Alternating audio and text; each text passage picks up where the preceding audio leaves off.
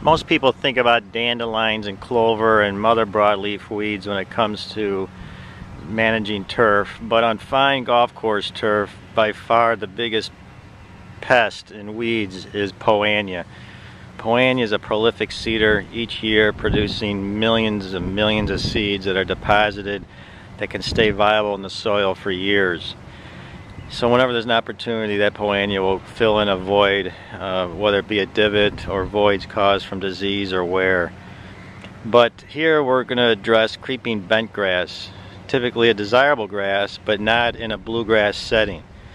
Creeping bentgrass, you can see the mosaic of colors here. The darker green-blue is the bluegrass, the lighter green is both poania and some bentgrass. So the bentgrass seed is a very fine seed, as seen here in my hand, and it's important to note that bentgrass does not go to seed under our growing conditions like poania does. So all this escaping bentgrass that's considered a weed in our bluegrass surrounds and rough comes here from our soil and seed divots and overseeding practices. This is the reason why I'm hesitant to put soil and seed containers on golf carts, because this seed, as you can see, is very light, easily blown in the wind, and if I just wet my finger here, you can see it easily sticks to wet things like early in the morning dew on whether it's feet or tires on golf carts or equipment. So